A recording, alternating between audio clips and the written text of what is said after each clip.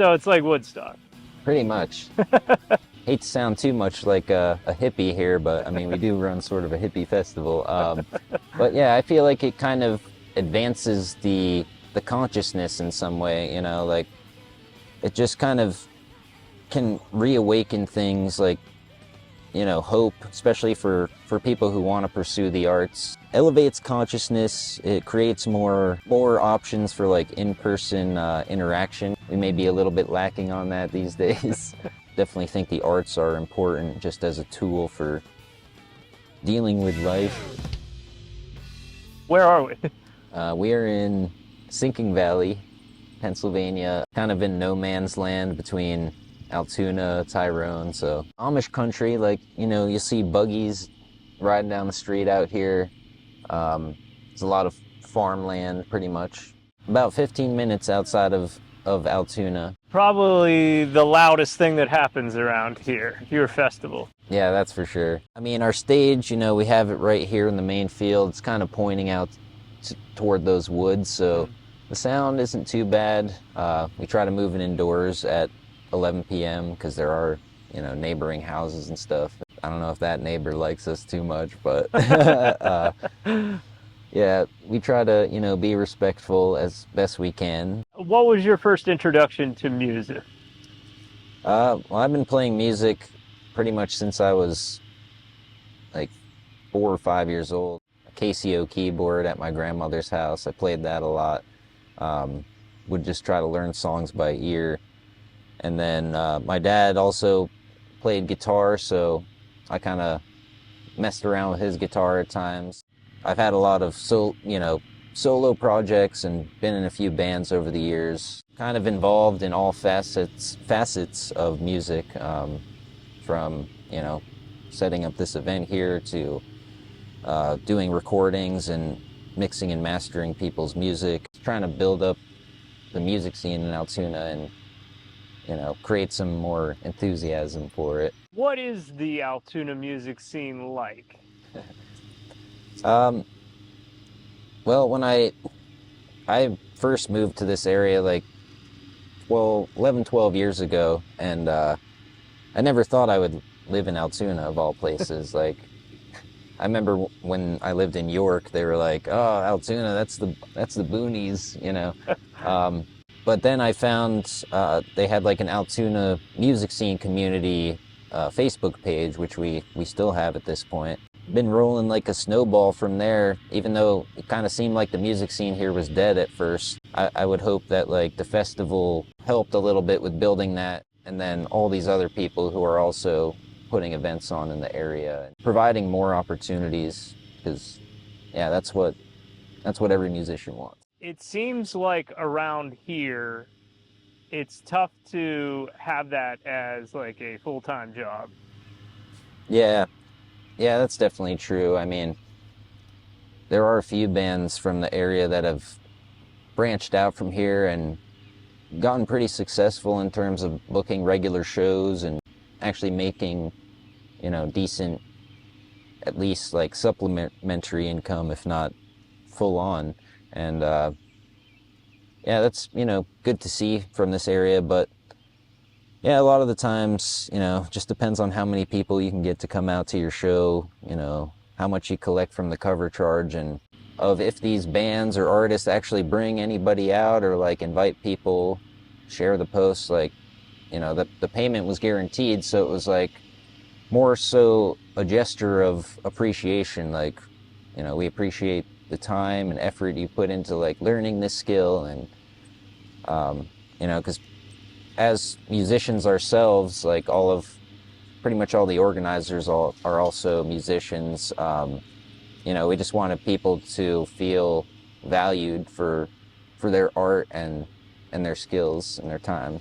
Mass in the Grass. What was the idea behind starting that? Started in 2019, just a few friends. We were kind of looking for places to play, and we would send emails and call places. And at that time, it kind of seemed like a lot of places weren't really receptive to especially original music, which is mostly what we did. Not really getting responses. We were just like, well, we could probably put on our own event and at that time it was kind of just like a bit of a pipe dream, but we started, asking bands. They all donated their time to perform for free for our first year. We just kind of were putting the word out and seeing who we could get to, like, you know, to attend the festival and to perform at it. It went better than we were expecting, like, just because it was kind of thrown together in a way at the last minute. I didn't even know if we were still going to do it, because we've always tried to provide opportunities to, like, every kind of artist, whether they do like country, bluegrass, or folk, to, like, heavy metal, EDM, grunge, alternative rock. Like, we've done that from the beginning since that first year, I think.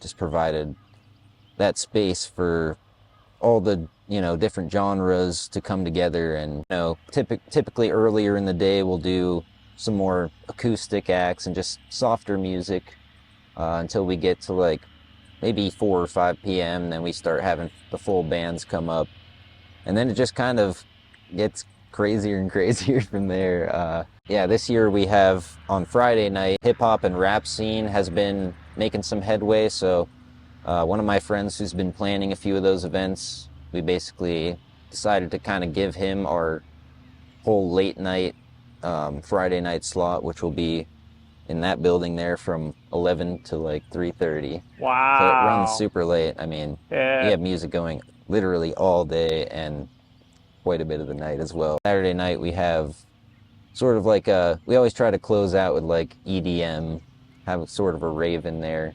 Really excited about Nailbite this year, because I didn't expect them to be willing to come out, honestly. And then we have Toy and Walkney, which I really like Toy. They're kind of like a local alternative grunge type of band. Music until 3, sometimes even later if you get somebody who's just like doesn't want to leave the stage, like the last guy. Yeah. It's like, I can just keep going, man. I'm gonna play for 3 hours. And then people sleep here.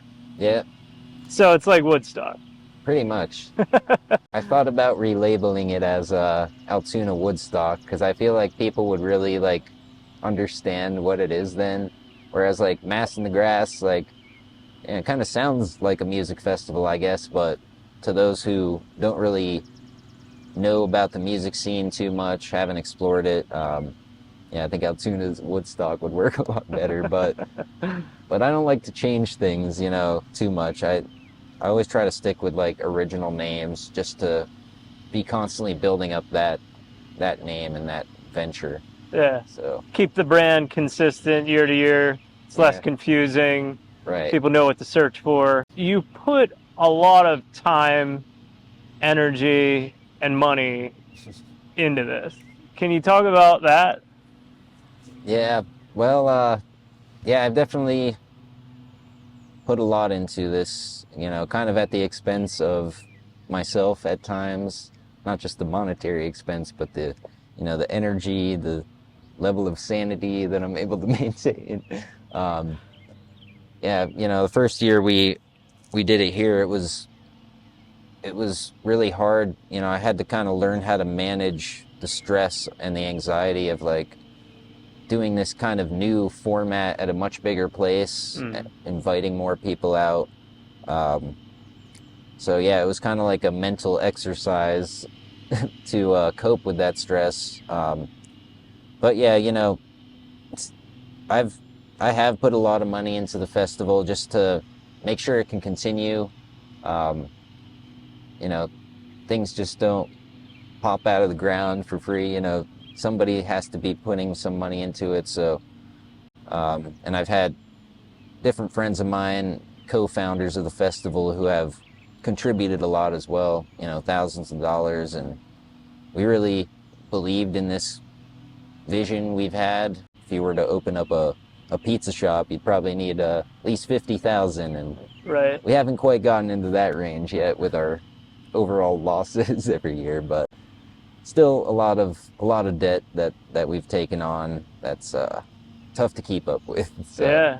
we're hoping to get more people than ever out this year, so we can at least break even. We've never liked to promote alcohol too much, but you know, sometimes if it's not here, people leave. And we don't want people to leave. We want them to have everything they need here, food, good food, not just fried food, but like, you know, healthy stuff. You got vegan food, you know, we try to be as accommodating as possible to everybody. Not to toot our own horn too much, but I think we have the most eclectic lineup out of most other events within quite a distance of here. I think there was a guy walking around Sinking Valley one year. I don't know if he like ran away from home or just kind of like a wandering vagrant or something, but I guess he kind of like happened upon the festival and we, you know, invited him to come in. I imagine that must have been pretty surreal to like be walking through Amish country and then it's like, what the heck is this? You know, what are all these colored laser lights coming through the trees? Like.